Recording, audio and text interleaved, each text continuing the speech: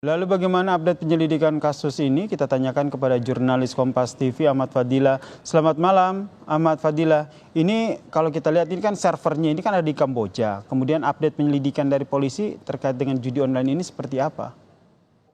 Ya, Yasir dan saudara dapat diinformasikan untuk update dari perkembangan kasus tindak pidana promosi judi online yang berhasil diungkap oleh Polrestabes Bandung, di mana dari 5 tersangka yang sudah ditahan di Polrestabes masih dilakukan pemeriksaan mendalam untuk mengetahui apakah jaringan ini berkaitan di luar. Memang meski server yang dari pada komplotan ini ada dari Kamboja. Yasir, terungkapnya kasus promosi judi online di wilayah hukum Polrestabes ini adanya laporan dari masyarakat yang awalnya curiga dengan aktivitas yang ada di dalam rumah di kawasan Leuwi Panjang Bandung.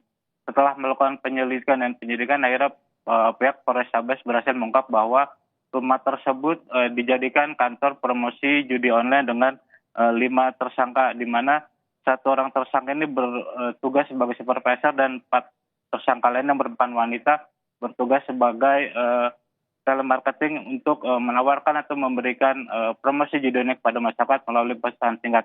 Di mana memang awal ini warga di sekitar kompleks perumahan ini tidak mengetahui aktivitas di dalam rumah tersebut, dikarenakan para tersangka ini mengkamuflase kegiatan di dalam rumah dengan berjualan kain, di mana saat dilakukan penggerbekan tadi pun pihak kepolisian masih menemukan banyaknya tumpukan kain-kain yang dijual untuk menutupi aktivitas di dalam rumah tersebut. Yasir, memang setelah melakukan penggerbekan pengungkapan kasus judi online ini, Satreskrim Polrestabes Bandung berkoordinasi dengan Mabes Polri untuk mengetahui apakah jaringan yang ada ataupun dari para tersangka ini merupakan jaringan luar negeri, meski server yang ditemukan oleh pihak kepolisian dari para tersangka merupakan dari server Kamboja.